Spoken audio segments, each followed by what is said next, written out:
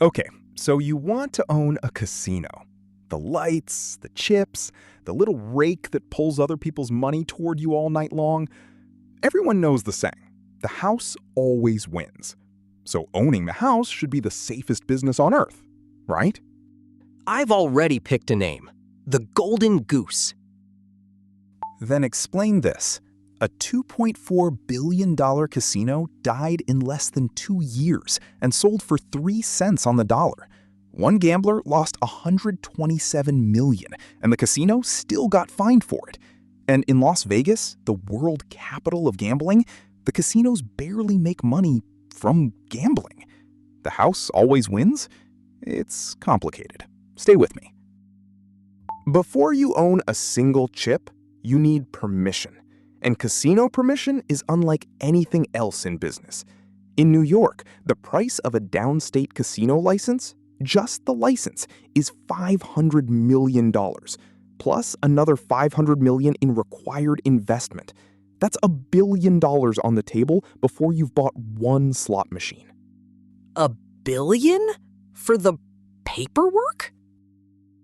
And the paperwork comes with a microscope. In Nevada, regulators run a background investigation on you, your finances, your business partners, even your silent investors. And you pay for every hour of it. $75,000 to $250,000, non-refundable. Fail the check, and the money is gone anyway. For your mid-size casino, budget about $500,000 just to be told yes. How serious is that check? Ask Frank Sinatra.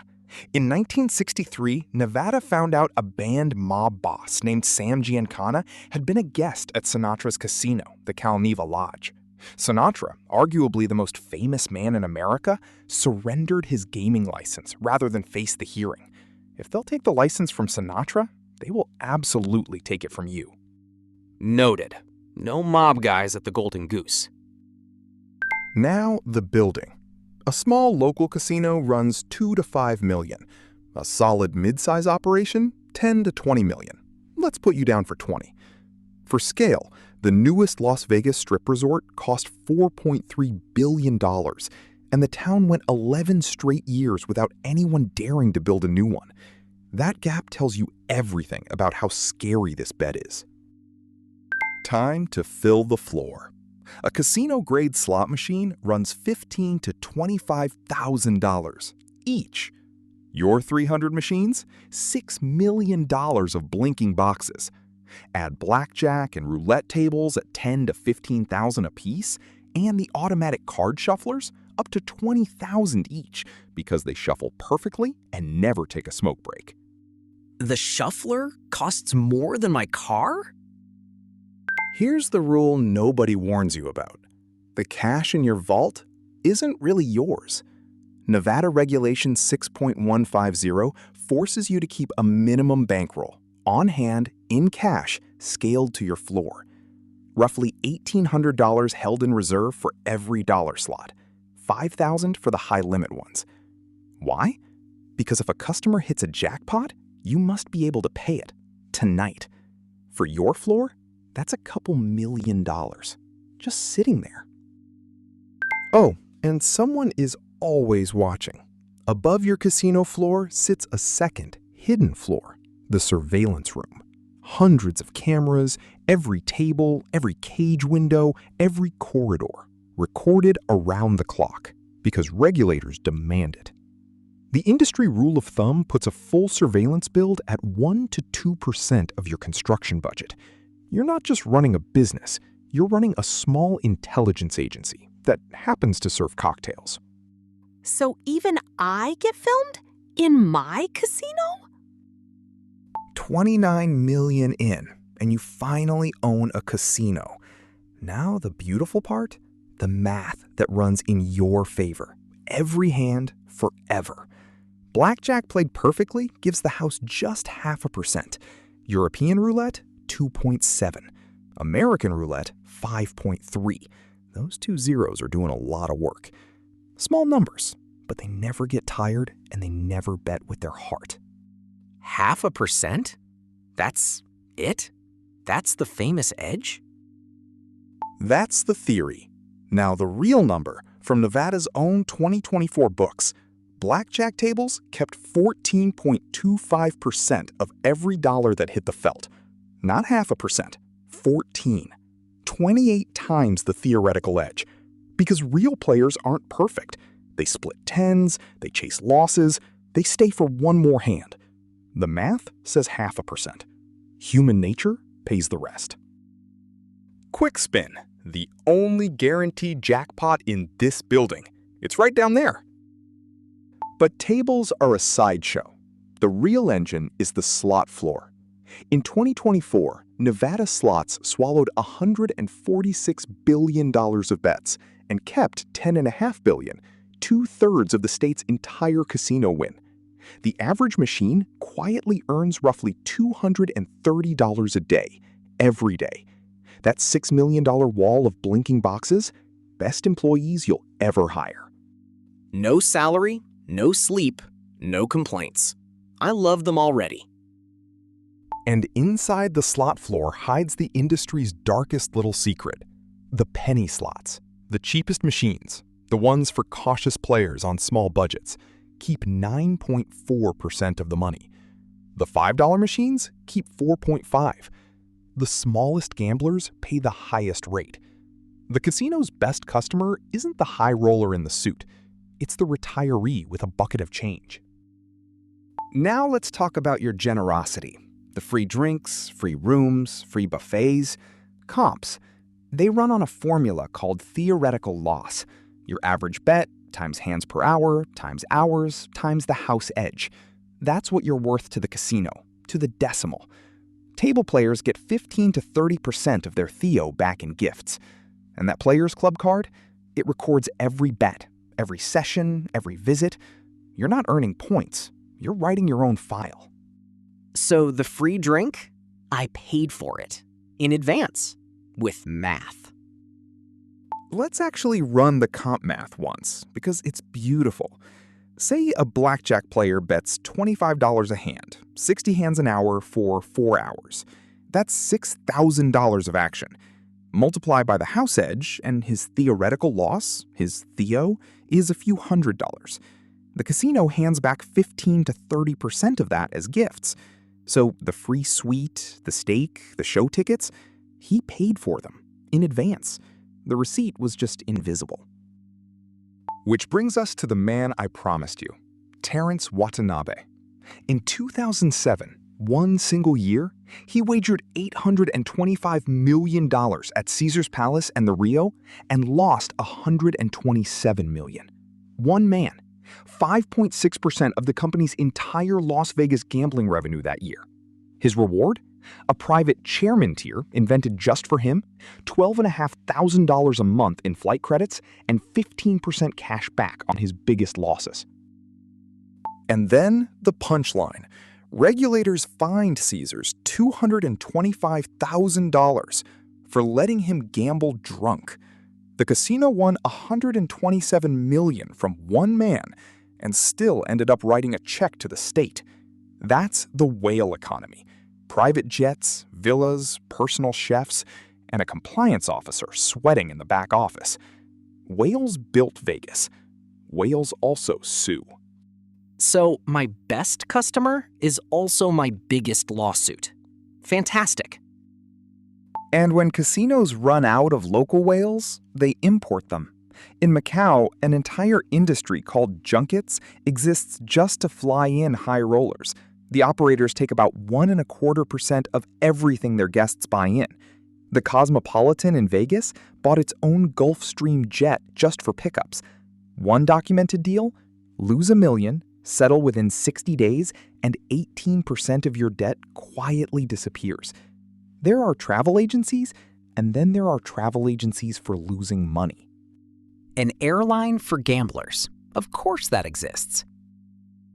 By the way, if you're wondering why players keep losing to a 0.5% edge, a single hand of blackjack, played perfectly, wins only 42% of the time. Even with $200 and careful $10 bets, your odds of doubling your money are below half. The edge is small. The certainty is enormous. Casinos don't beat players, time beats players. The casino just owns the clock. Now the part of the dream nobody photographs, the payroll. The MGM Grand alone employs around 9,000 people. Your mid-size floor still needs dealers, hosts, cashiers, security, surveillance, 24 hours a day, every day, forever. A Vegas dealer's base pay is about $15 an hour, plus around $200 a day in tips. Multiply that by hundreds of employees and 3 shifts, and your quiet money machine suddenly has a very loud salary bill. Wait, the casino never closes? Not even Christmas? Never. And the lights never turn off either. An average casino burns about $100,000 a month in electricity. The MGM Grand alone, $38 million a year. The Las Vegas Strip as a whole pulls $1 billion of power annually, a fifth of the city's entire grid, the equivalent of 320,000 homes. All so that at 4 a.m., a room with no windows and no clocks still feels like 9 p.m. And all that electricity buys something very specific. A building where time doesn't exist. No windows, no clocks. The lights at 4 in the morning are calibrated to feel like 9 in the evening, forever. The maze-like floor plan that walks you past 200 slot machines to reach the bathroom, not an accident. Every square meter of your casino is an argument for one more hand. You're not paying a power bill. You're paying to keep reality outside. And before you count your winnings, the state walks in. In Nevada, the gaming tax is 6.75%. Friendly. In Pennsylvania, slot revenue is taxed at over 50%. Same business, same machines. One state takes a sliver, the other takes half. In 2024, Pennsylvania collected nearly twice as much casino tax as Nevada, from a much smaller market. Your profit margin isn't decided on your floor. It's decided on the map. 50%? The state is the real whale. So how does a business with a guaranteed mathematical edge die? Slowly, then suddenly. Here's the pattern. A state legalizes casinos. Money floods in. Neighbors get jealous. They legalize casinos. And suddenly, everyone's customers stay home. Pennsylvania opened and Atlantic City bled. Ohio and Maryland opened and Pennsylvania stalled. Between 2008 and 2015, America's casino tax revenue actually shrank. The edge doesn't protect you when the players are standing in someone else's casino. The other killer is debt. In 1990, the Trump Taj Mahal opened, a billion-dollar palace built on junk bonds paying 14% interest. Do the math. The house edge is a few percent. The bonds eat 14. Within a year, it was in Chapter 11. Then Trump's castle, then the plaza. The empire kept the lights on by handing pieces of itself to its lenders. The house always wins, unless the house has a landlord called Wall Street. So the casino beat the players, and the banks beat the casino. When it unravels fast. Atlantic City, 2014. 4 casinos closed in a single year. The Atlantic Club in January, the Showboat in August, Trump Plaza in September, and then Revel. 8,000 workers lost their jobs in 12 months. Dealers, cooks, cleaners, in a town whose whole identity was the casino floor. That's what market saturation looks like when it stops being a chart and starts being a Tuesday. And if you think only billion-dollar giants die, meet the Lucky Dragon, a small boutique casino that opened in Vegas in 2016. Built with $90 million, much of it from immigrant investors who put in $500,000 each hoping for green cards. It lasted 14 months. Wrong location, no foot traffic, bleeding $200,000 a month by the end. It sold for $36 million. The players lost money inside the casino. The investors lost money owning it. The house, it turns out, can lose. 14 months? My phone contract lasts longer. And Revel deserves its own scene because it's the perfect autopsy. $2.4 billion, the most expensive building in New Jersey history. Sleek, luxurious, designed for high rollers, in a town of day trippers and bus tours. It banned smoking, it hid the buffet. It opened in 2012, went bankrupt twice, and closed within 2 years. The building later sold for $82 million, about 3 cents on the dollar. The lesson? Carved in marble. The house edge cannot save you from building the wrong house. 3 cents on the dollar. I need to sit down. Vegas has its own ghost story. The Fontainebleau was 70% finished in 2009 when the banks pulled the money. The tower just stood there. 14 years. A 60-story blue skeleton on the strip. Cranes removed, windows dark. A billboard for what happens when timing beats vision. It finally opened in 2023 after its original developer bought it back and spent $3.7 billion more. In this business, being right too early is exactly the same as being wrong. So what does it cost to stay alive at the top? MGM Resorts, the company behind the Grand, the Bellagio, Mandalay Bay, spent $15.75 billion on operating expenses in a single year, with 78,000 employees worldwide. That's the real moat in this business. Not the edge, not the glamour, the sheer crushing scale required to keep the machine fed. Your $31 million casino isn't competing with luck. It's competing with that. So who survives? Here's the twist nobody sees coming. When Caesars went through its $24 billion bankruptcy in 2015, creditors fought hardest over one asset. Not the casinos, not the real estate. The loyalty database. 45 million customer profiles, valued at over $1 billion. Every bet, every stay, every buffet, for decades. The most valuable thing a casino owns is knowing exactly who you are and exactly what you'll lose. The customer list beat the buildings? And the final number? The one that rewrites the whole story. On the Las Vegas Strip in 2024, gambling produced just 26% of total revenue. 26. The other 3/4 came from hotel rooms, restaurants, bars, and shows. It's been below half for 27 straight years. Modern Vegas isn't a gambling town with hotels attached. It's a hospitality empire that keeps a casino in the lobby for atmosphere. And the newest twist? The casino is leaving the building entirely.